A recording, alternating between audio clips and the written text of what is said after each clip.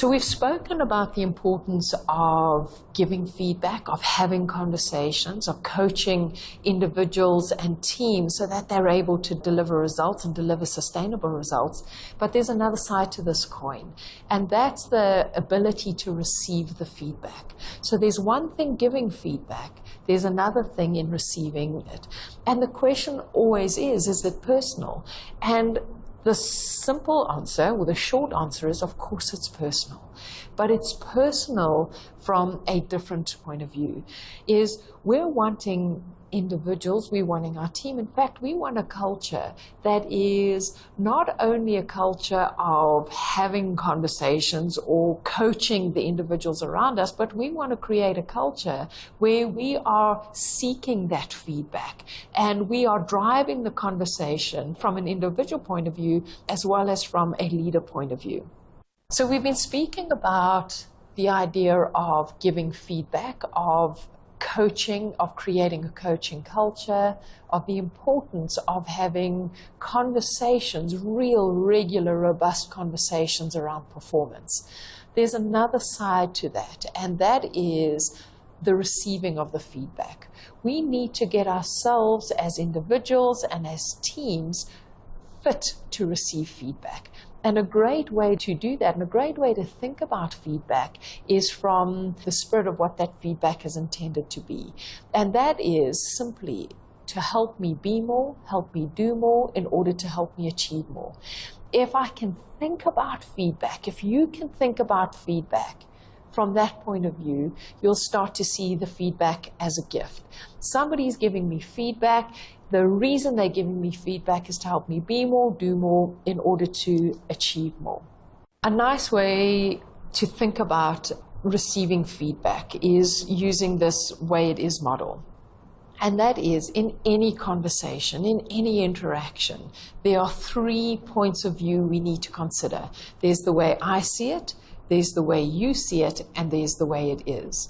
The point of the feedback is to actually get to the way it is. What's the truth? What is it that we need to be working with? Where is the solution? What needs to be done now? The conflict very often comes in is when you're seeing something that I'm not seeing. The work that needs to be done is, how do we engage with each other in a manner that allows us to move to quickly and efficiently to the way that it is. One way for me as an individual, for you as an individual, is when you're finding yourself resisting somebody, that's the cue that that individual is seeing something that you're not seeing. And that is an invitation for you to engage in the conversation and unlock that conversation so that you're able to have a point of reference that is not necessarily available to you right now. Receiving feedback is as important as giving the feedback. So we need to make it easy for somebody to give us that feedback. Make it easy for you to tell them what they need to tell you. One way to do that is to constantly remind yourselves that feedback is a gift, that the feedback is intended to help you be more, do more, in order to achieve more. It's there to help you grow personally and professionally. You want to listen to understand, which means you're going to have to ask questions.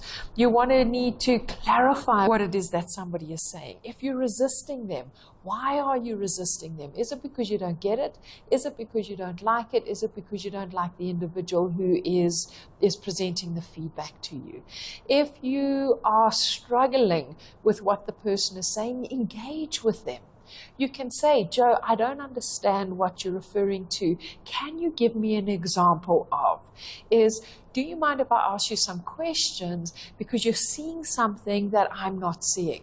The idea here is to work with that feedback, to work with the individual who's giving you feedback so that you're able to walk out of that interaction or away from that interaction with something that is valuable, something that you can actually work with. Remember, not everybody is well versed in giving feedback. Not everybody is competent at actually driving a coaching conversation. So we, or you, or I, may need to be better and we may need to even guide the conversation or guide the feedback that is coming our way. So we need to be as courageous in a conversation as the individual who's giving the feedback. And when I talk about being courageous, I'm not talking about being defensive. I'm talking about being courageous enough to engage with, to tackle that feedback, to unpack that feedback in such a way that you're able to uncover the gift that is actually sitting there, is you're able to work with it honestly, brutally, in such a way that you're prepared to, and you're better off for receiving that feedback at the end of the day. We do need to recognize, though, that workplace feedback is fairly specific, and there are two types of actions about which we're going to receive feedback. First of all is around our job performance. In other words, around our doing more. And that involves the competency and our capability in performing in a particular task to a required standard. We will receive feedback around that. We should receive feedback around that. And if you're not getting feedback, you should be asking for feedback around your actual performance in order to do more, in order to take it to the next level, in order to find a better way of actually getting the job done. And then, of course, there is going to be feedback around work-related behavior. And when we're talking about work-related behavior, we're talking about how you show up. We're talking about the behavior that's linked to our strategic value drivers. The work-related behavior is a critical component of us being able to deliver to our responsibilities, deliver to our vision. When we're at work, we're not commenting on people's personality or private lives, nor are we dwelling on past errors to punish people. We're giving feedback, we're receiving feedback in order to help us be more, do more, in order to help us achieve more. Which then brings us to this idea of, what do I do with the feedback? And you can decide to do three things. You can listen and change. You can listen and gather more information. In other words, you can seek out. You can ask for examples. You can ask other people for input. Or you can listen and you can ignore that feedback. When you're listening and ignoring that feedback, I would just caution you to think about, are you ignoring it because you're resisting it, or are you ignoring it because it isn't relevant to the objectives and to the environment that you're operating in? Sometimes feedback is just off the mark and it's okay to park it. But are you ignoring it, one, because you don't get it, two, because you don't like it, or three, because you don't like the person who's giving you that feedback? Always check yourself on that. And that's where you need to be courageous as an individual. That's where you need to be really honest with yourself if you're wanting to grow professionally and if you're wanting to grow personally. Another thing to work with is consider your experiences with other people. Have you been receiving this feedback in different forms, in different manners, in different formats? Is there a pattern there, and is it time to change? That means you're going to have a high degree of self-awareness. You're going to have a high degree of other awareness, and you're going to have to be prepared to do something with it.